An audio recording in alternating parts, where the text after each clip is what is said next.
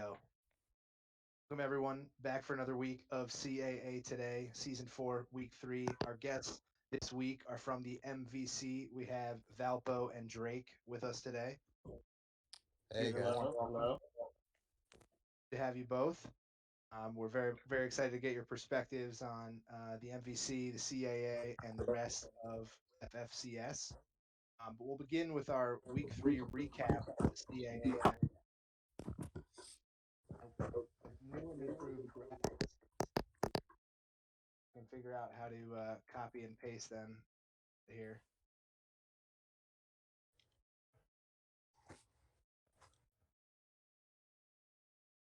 So technological.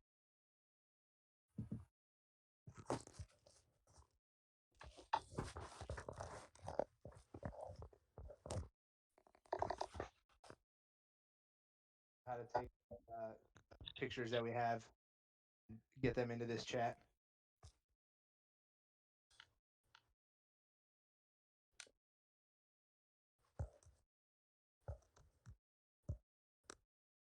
All right, while you're doing that, why don't we start with the game of the week for this week? Ed, you want to get started? I know you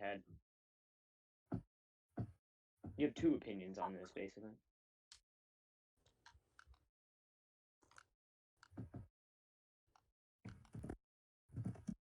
Edge here. Do we have Edge? I'm sorry. Hey, there we go. There's our graphic. Here we go. All right.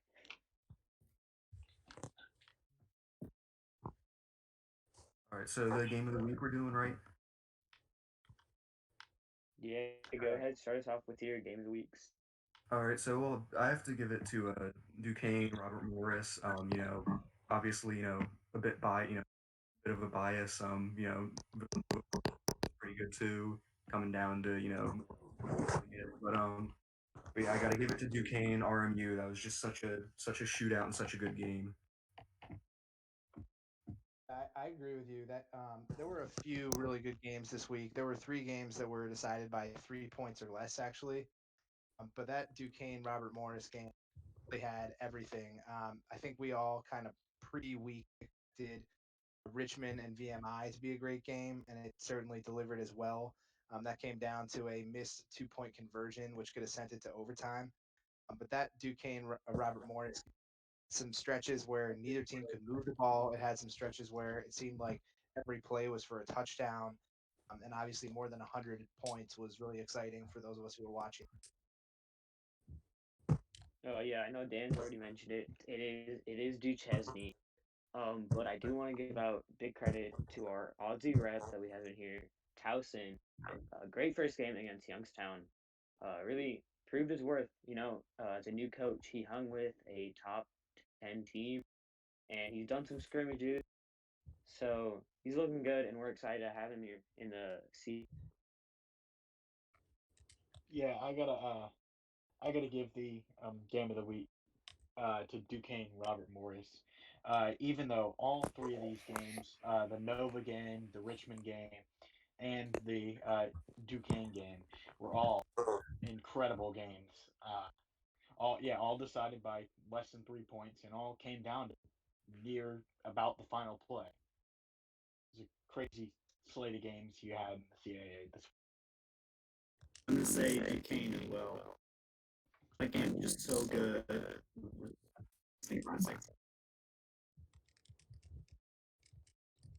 Let's talk about Matt's game next. This one rivalry between Delaware and Delaware State. Who wants to talk about that one?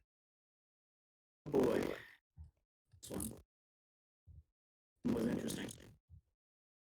Initially, I started out with a lead, as I always seem to do, and then special teams allowed another return touchdown. That is 4 in 3 games now. And I also threw a pick 6 somewhere in there, but towards the end of the game, I was driving, and I think it was a 4th and 6 from the 13, I want to say. And I got 5 yards, so that's the other game there. But it was, at one point, it was just up and down, up and down, up and down. One game to play. Was a really good game. Definitely a closer game than 11 points. Look at the final score. That doesn't really tell the whole story of that one. Mhm. Next, we'll talk about my game. So I took on our new Aussie brother, Towson, and he stood his ground. That was a really game. Again, that probably was closer than the final score indicates there. Um, I think Towson, as has been mentioned, also subbed this week in another game, and I think got in a scrimmage as well. So 3 games this week is going to do wonders for him moving forward. Mr. D, I don't know if you have any thoughts or if you want to give your reflections on your first game. Oh, I'd love to. It was. I tell you what, it was really hard. Because you've got your little time difference. I mean, you're coming in, like you're coming off the plane. Everything's different. Everything's in yards and not in meters. Everything's in Fahrenheit, not in Celsius. They're wearing helmets. There's all these weird markings on the ground. It was a really weird thing. But to be serious, I really want to thank everyone especially Bernie, for being so welcoming. So for just be so helpful. So I suppose readily accepting, give me lots of tips and whatnot. But I think in terms of the game, oh man, um, it was a completely different experience and something that I'm starting to get used to. And I definitely, I think I've bought in. I've really bought in now. So I'm really happy to be part of it. And yeah, I said looking forward to how the rest of the season progresses. We're excited about your personnel changes. I think everyone was impressed by the number of rugby players that you've brought on board here. I'm looking to Yes. see Well, the yeah. The distinction I have to make here, and this is what us Australians have to do all the time, is that you guys always say there's just rugby, and we go, no, no, no. There's two different kinds. There's rugby league. There's rugby union. And I'm more than happy to discuss that at another time about the differences between the two.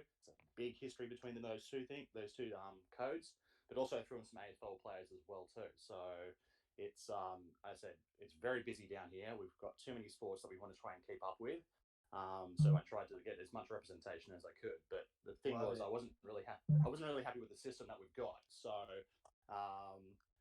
even though we only lost by 11, I really wanted to bring my own flair in. So I think you might have seen from the press conference earlier this week that there were massive changes at Towson, and I really want to make sure that I have my own brand. So I had to bring my own players. I mean, they're going to have a tough time trying to adjust to the, just this new flavour of football. But I think I think we had a few scrimmages throughout the week, and I think we're going to do pretty well next week. I think so. I think next is the AMU and William and Mary game. Yep, that's my game, and let's just say it was not the best defensive showing for me. William and Mary both exploded out of the game, basically suffocating my offense and then scoring points on my defense left and right. First win of the season for Bobo gets him out of the winless chat. And honestly, it was not my best showing. Hoping to turn around. William and Mary wins 48-20. It's really tough playing two people, William and Mary. That's tough. Oh yeah, no, it is hard, but turn around hopefully next week against Robert Morris. Yeah, let's go to that Robert Morris Duquesne game. We talked about that was our game of the week. Back and reflecting what happened, and here are some of the reasons why. This one really was an entertaining game. It's a really good offense, but also lots of good defense time when goal stops. Really could have gone either way, but a huge win for.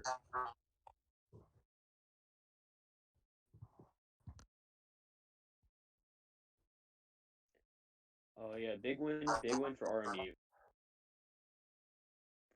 Sorry, no, big win for Duchesne. Sorry about that. Uh, we can I'm turn just to. looking at Go ahead. I'm looking at Pimp Daddy in the chat, and everyone's just making fun of him for spelling choking wrong, and that made me laugh. That's all I gotta say. I wouldn't say that was a choke job. Say this. Kane just pounded and Once you figure out what your opponent is doing, you can run with it. Talk about the I think, Nova yeah. Morgan State game. Mm-hmm. Yeah, so that Uh, the Nova Morgan State game was it was really close for most of the second half. Morgan State took a pretty big lead. I think I want to say they were up 21-0 at one point. Uh, and before half I started coming back, and then the second half was really all me. But that last couple minutes there where Morgan State went down and scored.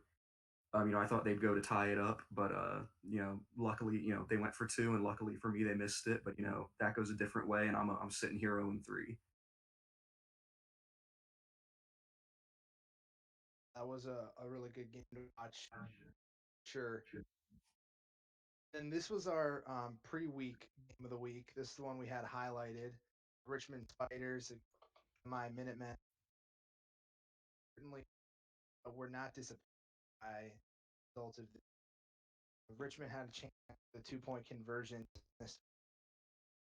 after it looked like VMI was going to win this comfortably in the fourth quarter.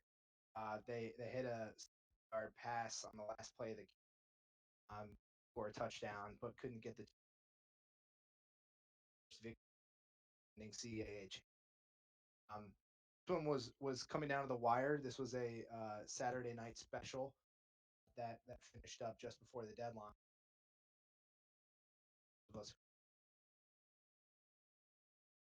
yeah, and I think had the Duchesne RMU game not been as close, this definitely would have been a choice for game of the week with VMI coming up with that the 2-point conversion stop that basically sealed the game.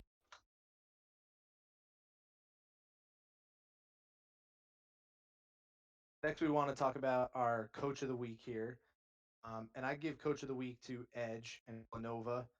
Morgan State was a team that I thought should have been ranked coming into this week. Edge almost knocked off a top 5 Cal Poly squad last week. And to see Edge get his first victory with the Wildcats was huge. He earned coach of the week from my perspective. Oh yeah, I got Edge too. Although um, Robert Morris played really really well, as did Duquesne. So those two coaches do deserve a big shout out because their game was intense, back and forth. But overall, for Edge to recover against should have been ranked Morgan State team, very good time for the Wildcats. I'm gonna go with Edge as well.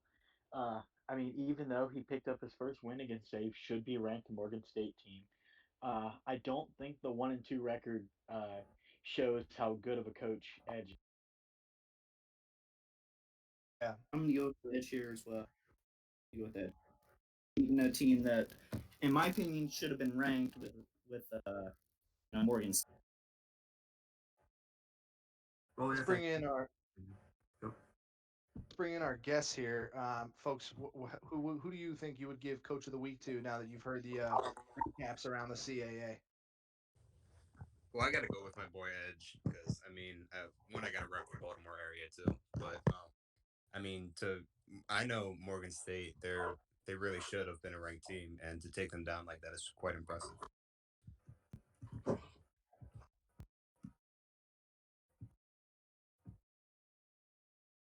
Other thoughts from the Missouri Valley? Oh, yeah, I think Edge coach of the week. Yeah, definitely. That's good. Almost a clean sweep. If Edge had just voted for himself, we would have a clean sweep for coach of the week. Let's turn to stat of the week. Yeah, and that's all me. I want to talk about the Youngstown State cornerback, whose name is very interesting. We have Baba Ganoush. And over the past 2 weeks, he has had 18 tackles and 5 sacks. Uh, is it five? I think it is five. I'm gonna check with you, It Bernie, on that. is It five is five. sacks. He's got to be Yeah, five leading sacks. cornerbacks around the country with 5 sacks in the last 2 weeks. Oh yeah, and he's on our CAA Player of the Year consideration board, which we will not be doing anymore. We are instead changing that to Player of the Week, which I will. I mean, unless you guys have any thoughts on that, I'm gonna move right on to Player of the Week. For it. Yeah. So player of the week, our offensive player of the week, also from Youngstown State, Travis Henry, their running back, running out of a option offense, 19 carries, or sorry, no, yeah, 19 carries for 329 yards, five touchdowns, one, and throughout the season so far, he's had 69 carries. I'm gonna wait for the nices to go in the chat, because I know you guys want to say nice. 689 yards, 11 touchdowns, and two fumbles.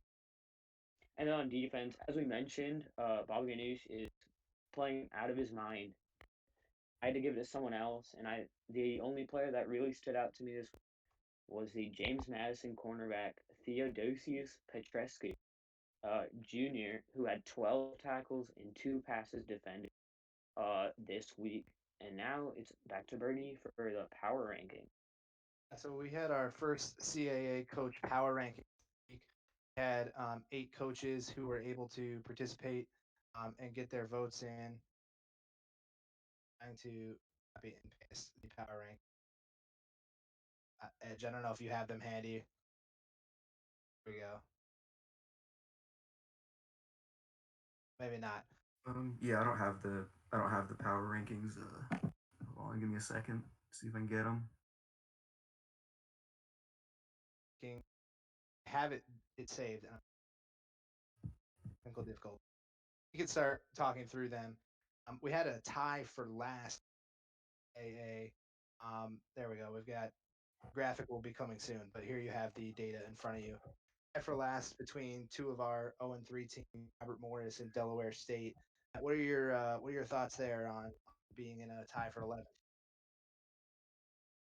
11th? I really should not have to last, in my opinion, but I can definitely see why as I'm winless.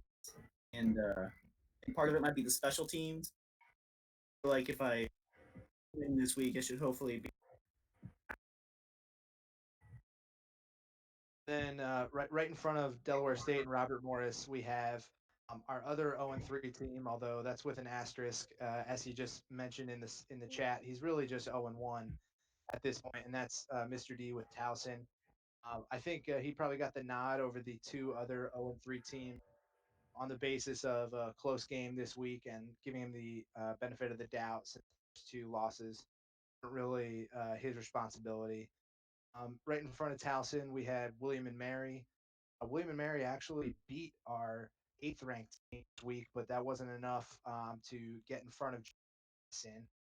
Our defending champ VMI is sitting in 7th, though they won their opening conference game. 2 losses in the out of conference so far is what's holding VMI back at this point. We have Villanova in 6, Richmond in 5, Oregon State in 4. So two of the undefeated teams, the CAA, who lost this week, slipped to 4 and 5 respectively. My next opponent, Delaware, sits at number 3 right now. We have Val with Duchesne in second place, right behind the Penguins.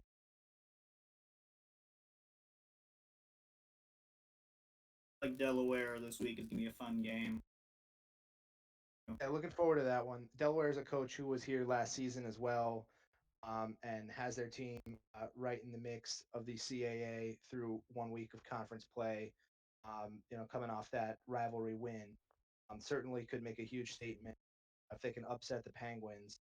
We'll have more on that game when we view the upcoming week here in a little bit. But turning to the FFCS more generally, and I'm interested to get our guest thoughts on this. We want to talk about which of these games was the most surprising upset in week 3. Yale defeating number 14 Penn 31-24. Number 23 Northern Arizona beating number 5 Cal Poly 35-28. Rhode Island taking down Fordham, who was ranked 9th 31-13. I definitely have to go the Fordham game because I was ranked 21st last week before I myself lost to Fordham.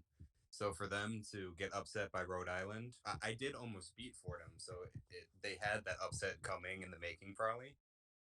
But I mean, they earned the number 9 team in the country. So for them to go down to Rhode Island is quite surprising.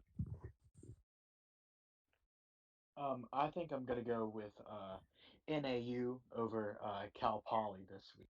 I didn't expect Northern Arizona to come out and swinging and beat Fruity like that. Yeah, I I didn't really think Northern Arizona was like a real contender, even though they were undefeated still. But I now have to look at them as they're a real contender. I think I was pretty early on the hype train for NAU. Obviously, Fruity's a really good coach, but I kind of knew that Yale and Northern Arizona both really good teams, and wasn't so surprised by either one of those games. I was really surprised by Fordham's and or loss, excuse me, against Rhode Island. Fordham won 71-28 in week one. As we already mentioned, beat a really good Drake team in week two. So to see them go down to Rhode Island was really surprising. Mostly to do with the Fordham game. I mean, Fordham maybe had the upset coming a little bit, but I still could not have imagined them losing by 18. It was a bit of a shocker there. Yeah, I got to go with Fordham too. None of these are really particularly surprising to me.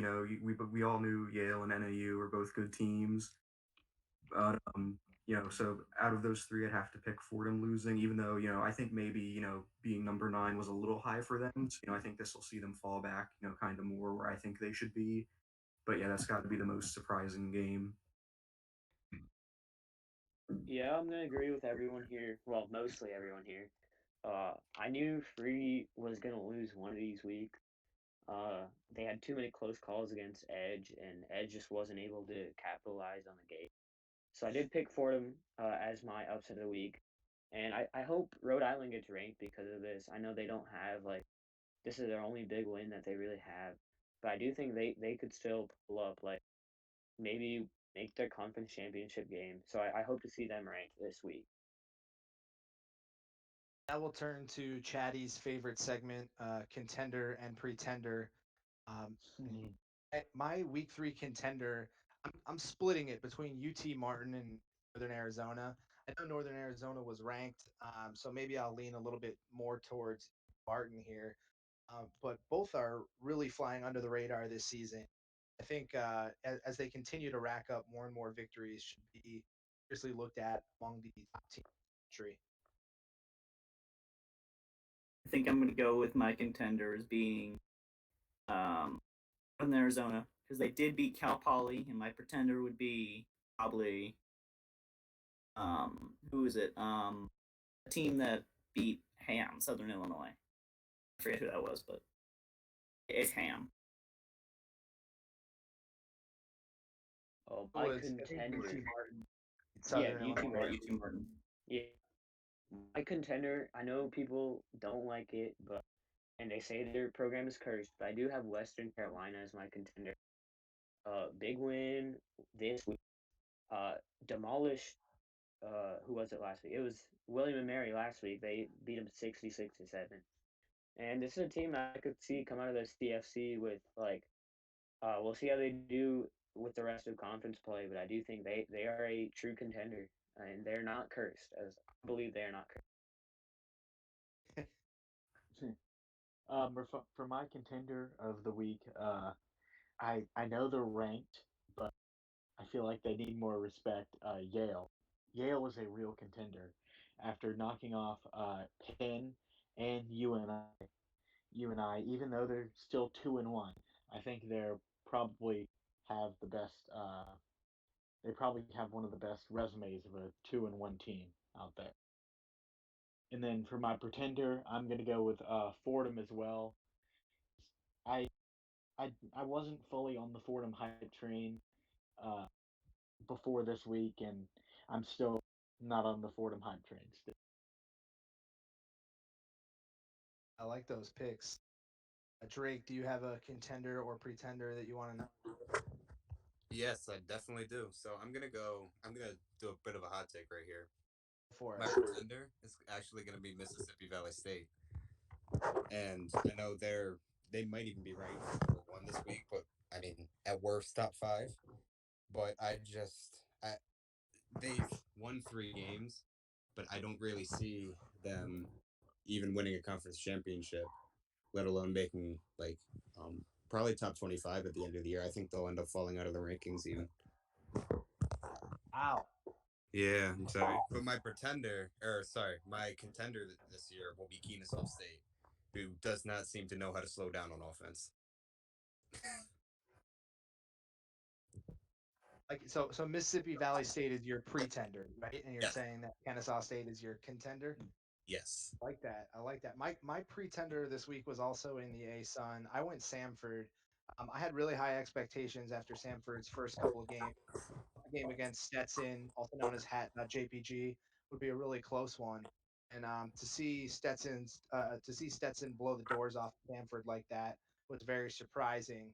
And I'm sure Samford will want to make a statement in their Week 4 game. My buddy and my client Ampersand. So that'll be an interesting to watch for sure. Yeah, I don't think I mentioned my pretender, but yeah, Fordham for obvious reasons. Top 10 team losing to an unranked. Yeah, my pretender is. I don't think I'm ready to call Sanford a pretender yet. It's just, I mean, they were playing just such a strong Stetson team this week. I just don't know if I could call them a pretender by losing their first conference game. But we'll see in these next coming weeks.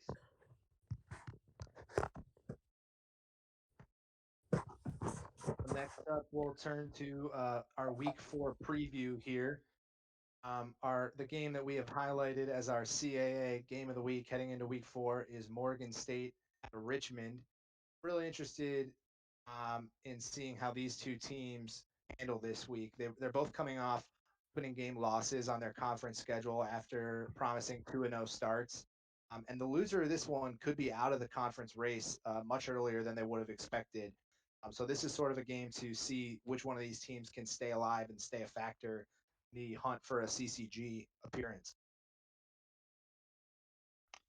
I'm with you there. I do think Morgan State Richmond is a game of the week. Although I am pretty interested to see how our resident Aussie does in Towson at Delaware State. This game could either be the game that is like a reality check for Towson, or it could be a hey, we're Towson and we're here to destroy the CAA type of game. So yeah, as Mr. D has said in the chat, make or break. This game could really be a lot toward the Towson program, but overall, I do think the most interesting game will be Richmond Morgan State. I'm gonna agree with you on that one, Dor. I'm gonna see that. I'm gonna say that Richmond Morgan State's the most interesting game this week, but Towson's up for a very different challenge this week with high air raid offense. Yeah, the only other game I would maybe think about giving game of the week to is Youngstown State Delaware. Just as far as importance to the divisions in the conference. But yeah, it's got to be Morgan State Richmond. That's the game to watch this week. Those of you who are CAA historians will notice that every CAA North team is on the road this week at a CAA South. This is the first of 3 weeks in our new series being unveiled this season, which we call the Battle for Appomattox. It's a North versus South showdown in weeks 4, week 6, and week 9. We will be playing for the Civil War trophy, as you see pictured here. So this is the first week that we're unveiling the Civil War trophy, the Civil War cannon, excuse me, the Battle for Appomattox, our new series in the North versus South. That is really cool. I really like that. Thank you very much. The way we're doing this is whichever division takes 2 out of the 3 weeks against the other division will win the Civil War cannon. However, if there is a tie, if each division wins 1 week and we split the third one, then we'll go to which division won more games in the week that they won. If that is still a tie, then we go to margin of victory. That is how we will decide the winner in the Battle for Appomattox and the Civil War cannon. Yeah, and we have some predictions here. I did predict that even though I am in the South, I think every single coach in the North has like the it factor. They could win the game, and it's no easy game. So I do think the North is going to win 2 out of the 3 weeks. I do think the South will win 1 week. I think I'm gonna go against that.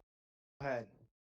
I think I'm going to say that the South is going to win 2 of the 3 weeks, but you never know since the North coaches definitely are more experienced. So we'll see.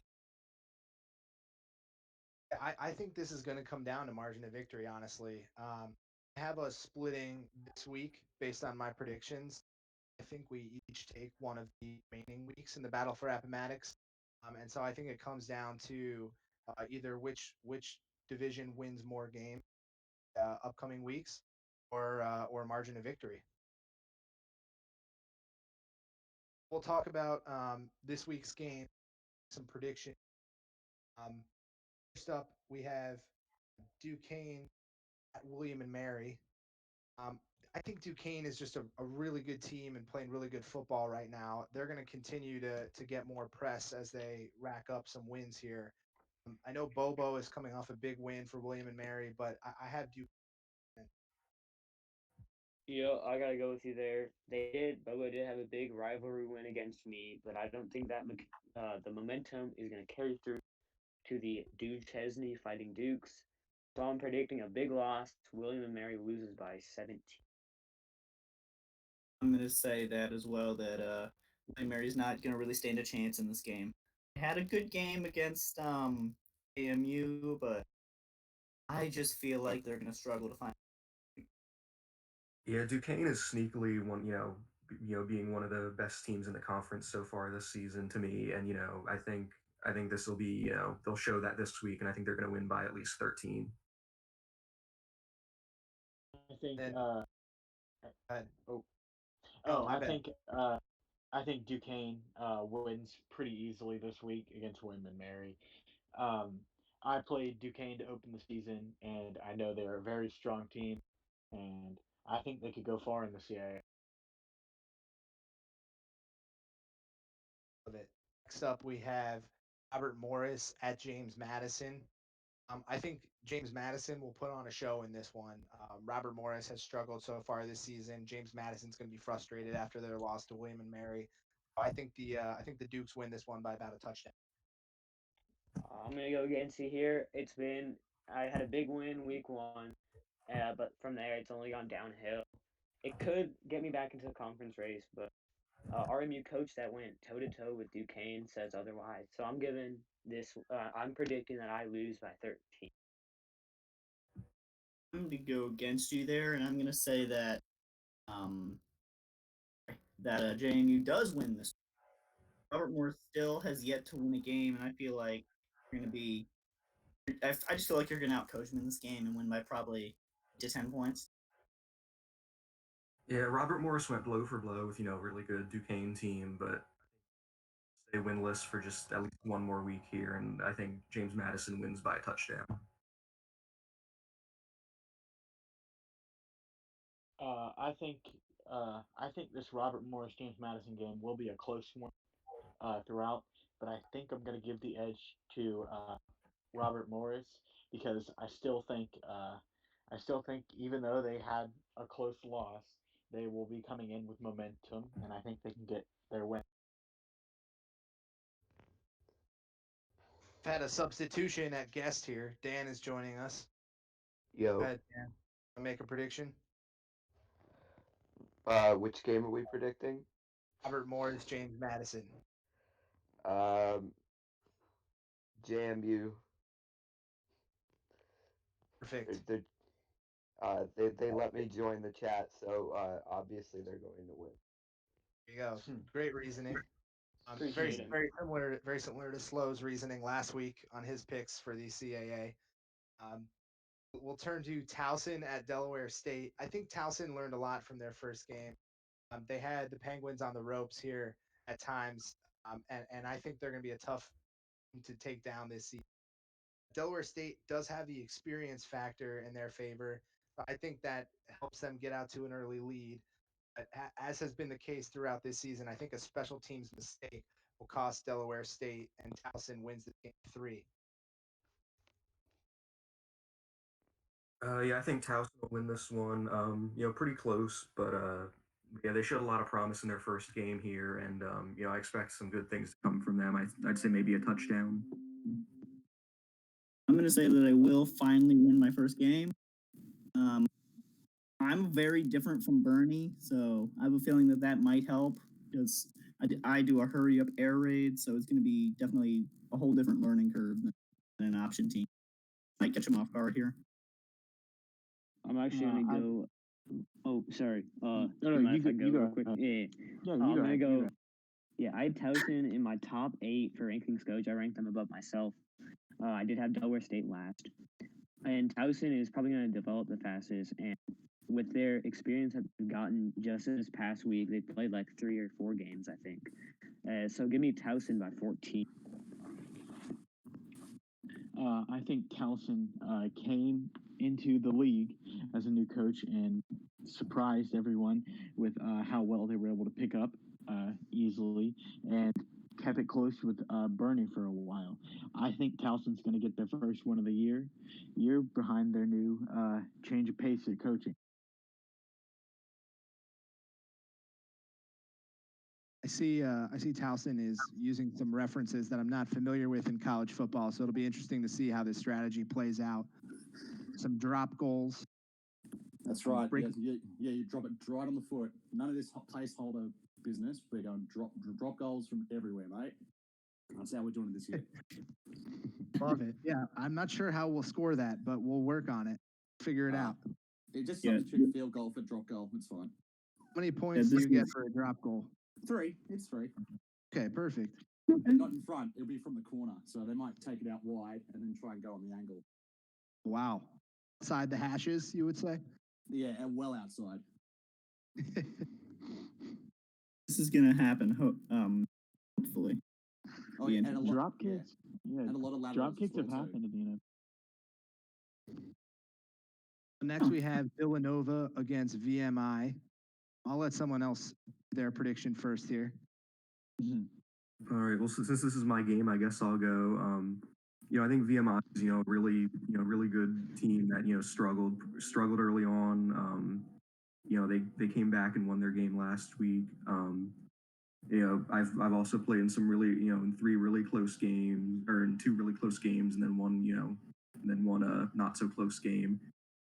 But yeah, I think in the end, I don't like to make predictions on my own games, but I think I'll pull it out by a field goal to a touchdown.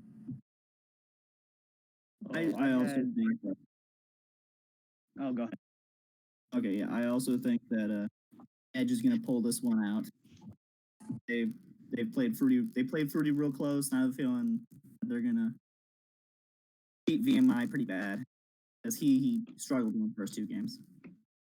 Oh, I'm going to VMI, but it's gonna be a intense game. It's gonna go back and forth. I have the final score 56-52.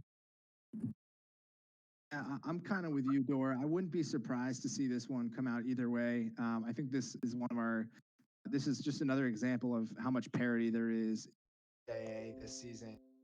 But I have VMI winning this one by 1 in a really important game for both teams.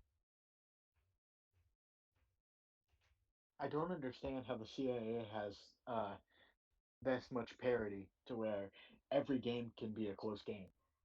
I think this one's going to go down the wire again.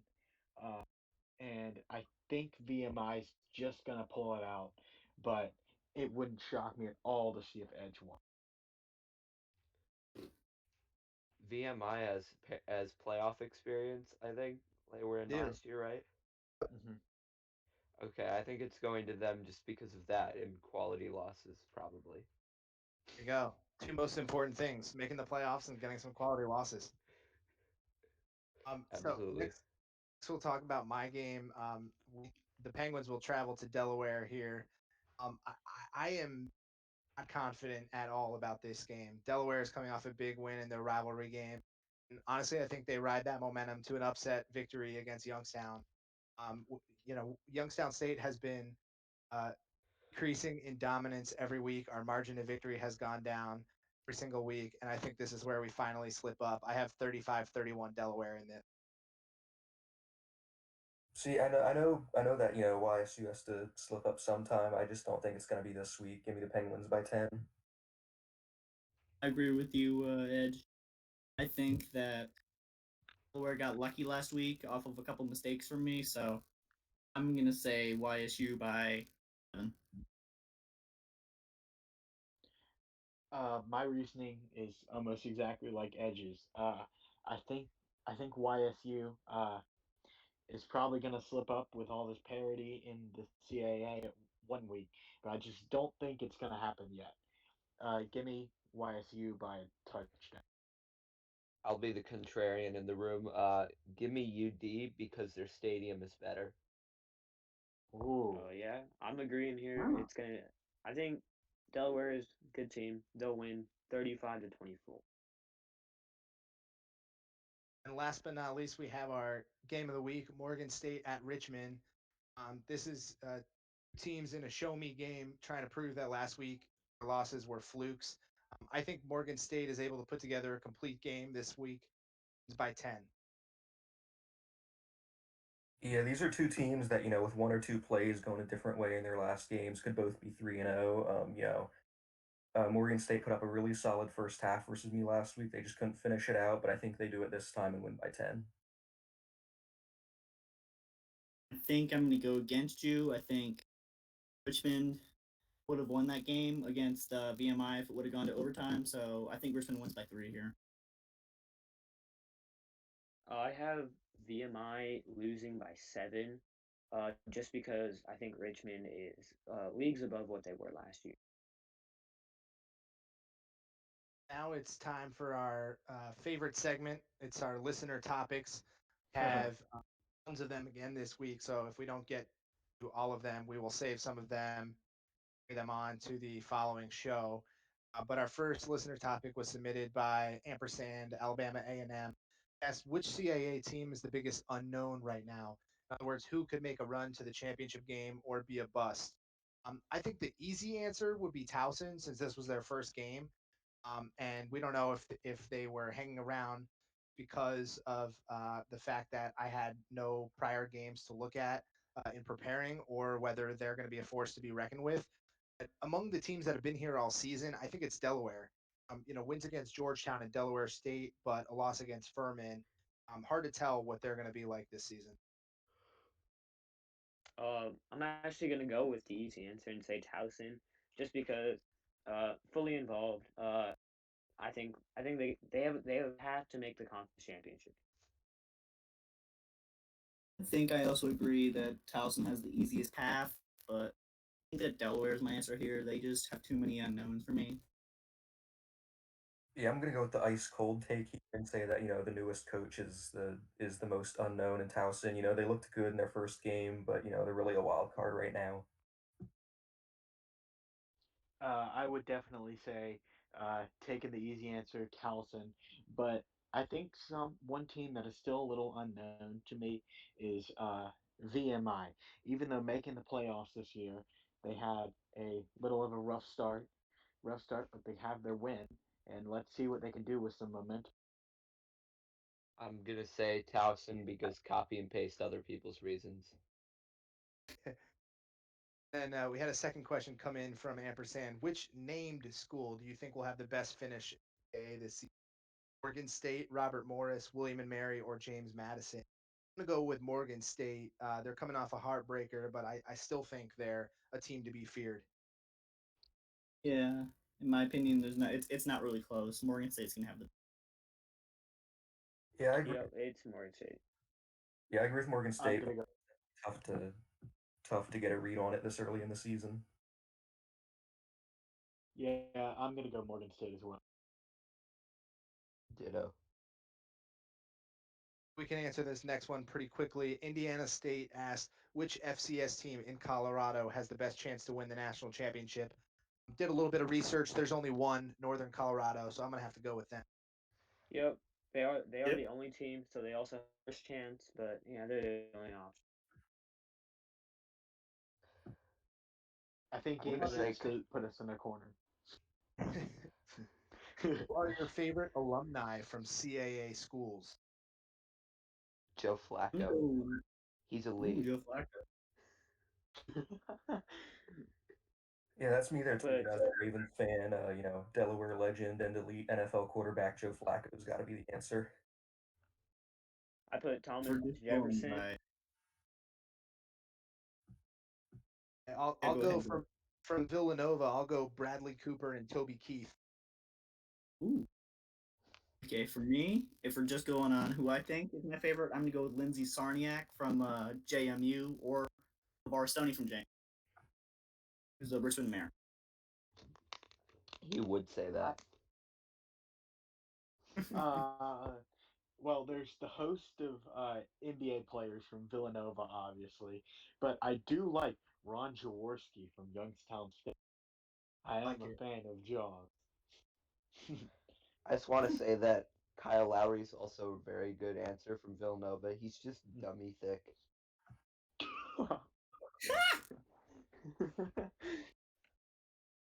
Had a question come in from Charleston Southern, appropriate to answer this one on a Sunday. Rank the Chick-fil-A sauces from best to worst. We have assumed that this is not including the salad dressings. I'll run through mine here. I go CFA sauce, honey mustard, roasted barbecue, Polynesian, zesty buffalo, sriracha, barbecue, garden herb ranch. All right, I'll just speed through mine here too. Yeah, but mine's honey mustard, Polynesian, Chick-fil-A, Gardener Ranch, Zesty Buffalo, Sriracha, and then barbecue. Oh yeah, I'll go next. Thinking, It's same. Actually, mine's a little different. I have Chick-fil-A and then Garden Herb Ranch just because I'm from the Midwest. Honey mustard, Polynesian, buffalo, honey roasted barbecue, sriracha because I don't think spice belongs at Chick-fil-A, and then barbecue to finish up.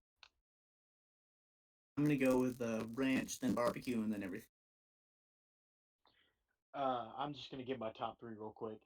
I'm gonna go with Chick-fil-A, Polynesian, and then Garden Herb Ranch. I'm just gonna go with the two I've had: zesty buffalo and then honey mustard. Like it.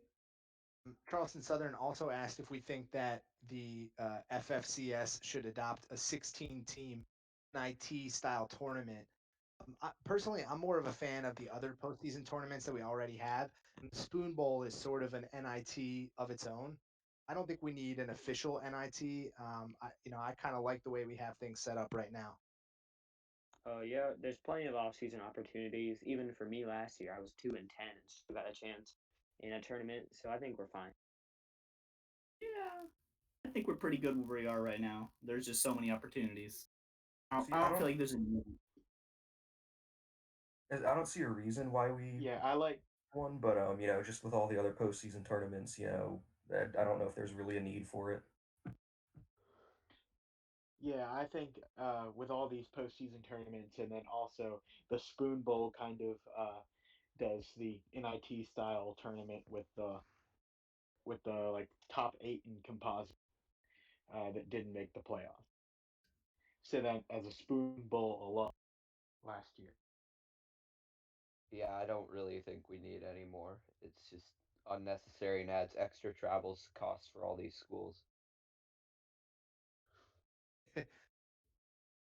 Indiana State asked which shootout was the most impressive: South Dakota versus Northern Colorado, Duquesne, RMU, or Montana State, Portland State.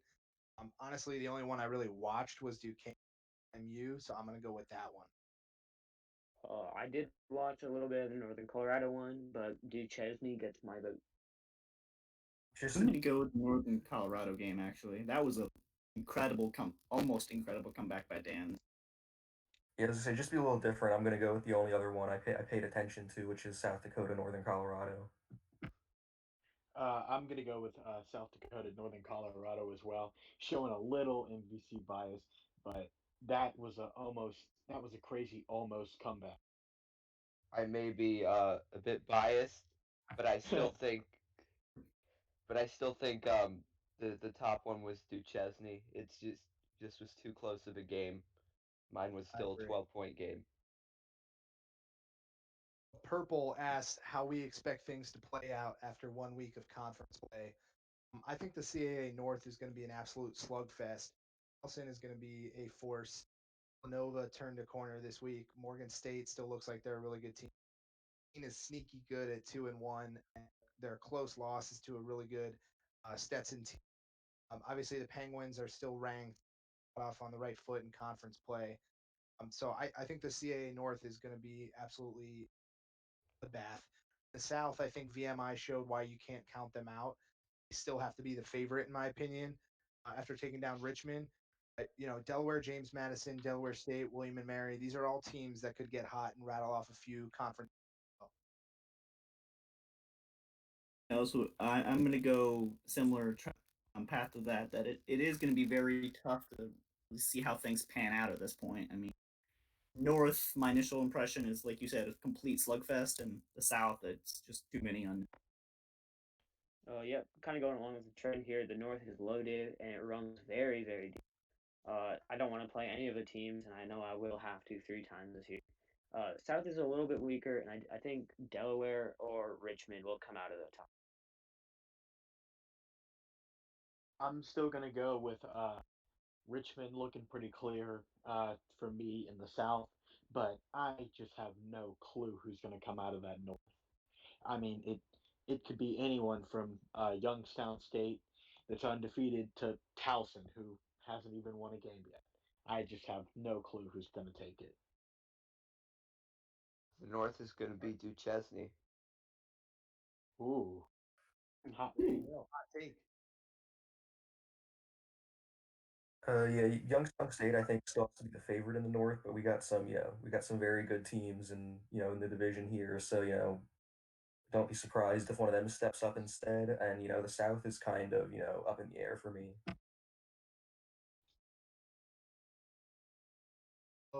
Slow from Florida A&M had submitted a question. What is our philosophy on ranking? I look at margin of victory and who you played, and if you've lost, what that margin is, and so it determines my ballot.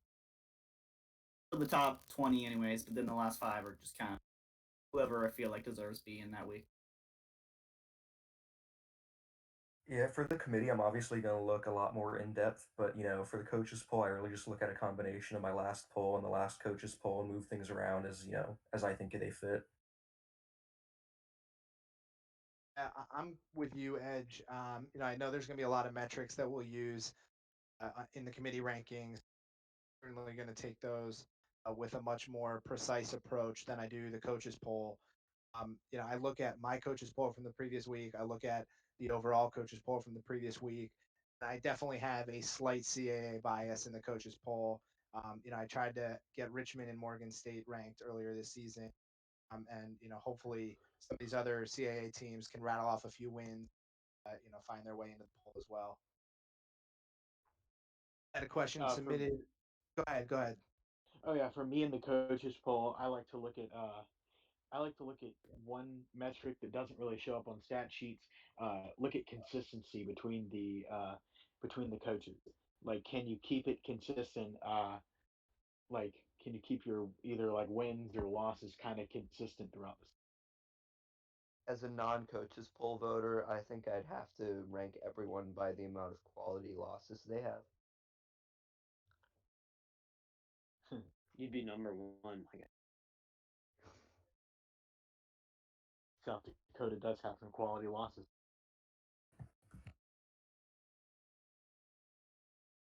I don't know where Bernie went. Right here. I'm right here. Our next question. Sorry, I was typing. It's hard for me to type and talk. Next question was submitted by Montana. Which 3-0 team has the worst chance to make the playoffs, and which 0-3 team has the best chance? This segment got us into some hot water last time. I'm going to nominate myself as the 3-0 team to spare anyone's potential hard feelings. Also, because I think the CAA is just that strong that honestly might have gone with anyways. I believe I'm going to lose this week. Um, there's no guarantee that I'll come out of the CAA North, let alone win the conference or otherwise make the playoffs. For the 0-3 team, I'm also going to stay in conference and say Towson. They very well could have won this week, and they almost beat another team that I think is going to be ranked in Southern Utah while they were subbing as UC Davis. I would not be surprised to see them. I think I'm gonna go. I'm agreeing with both. Yeah, I think for my 3-0 team that's least likely to make it, I'm gonna go with Slolo over at Florida A&M just because of the ASUN and how loaded that conference is. And for 0-3, Why not? Let's go with House. They showed up against Youngstown.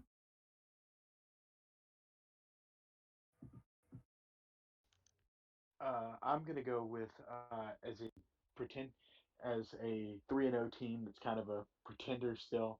I just don't know what to think about Western Carolina still.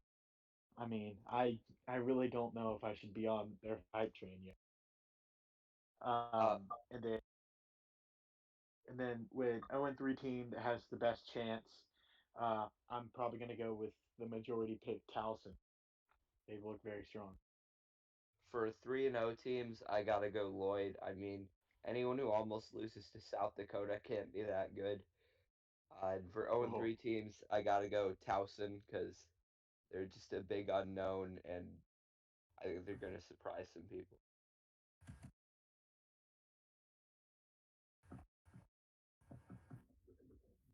And so our last listener question for this week was submitted by Charleston Southern. Who made the biggest statement in week one of conference play?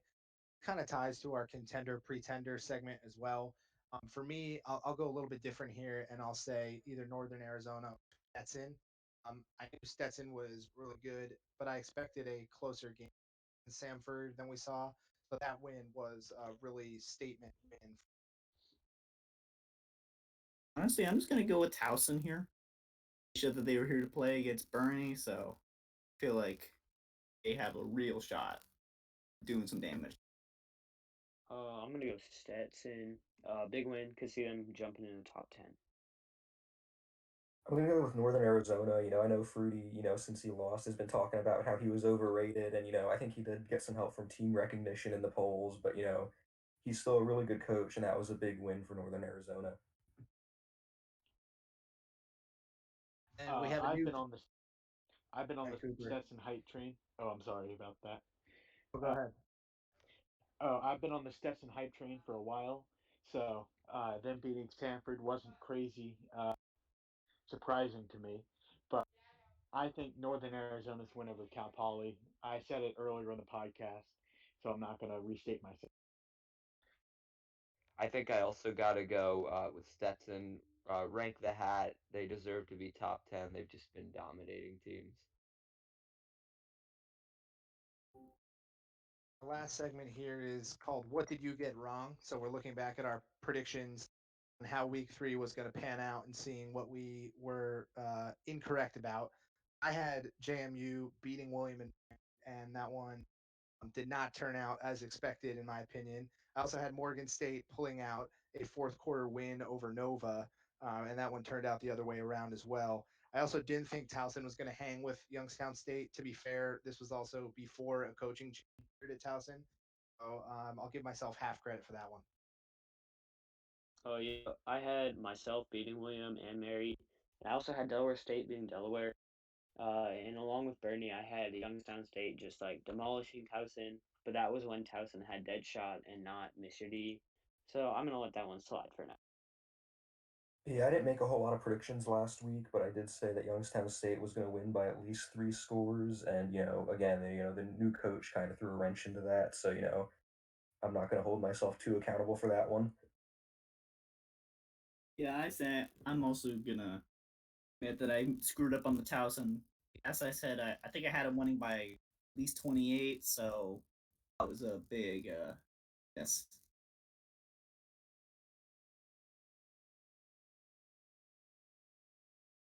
I think that wraps up our show here. We have made it through all the content. We do have more questions that were submitted, but we're going to save some of them for next episode, just so none of these episodes runs too long. I'd like to thank everyone tuning in. A special thanks to all three of our guests, including Dan, for pinch hitting there of the show. Thank you. I would like to make one little quick little announcement at the end.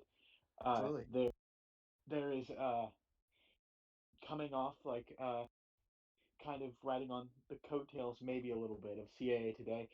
There is potentially a NBC podcast that might start up soon that is currently in the works with me and Dan. Oh, well, I Hey, love big it. up the NBC.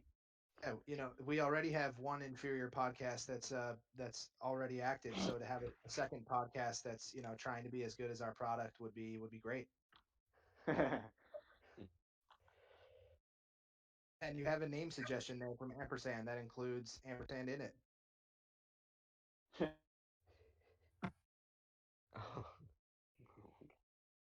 Thanks everyone. Thanks to Danny for recording this, and we will see you all in 2 weeks' time. Yeah, can I get a Thank you very goodbye much. from Mr. Peace. Luck in week 4.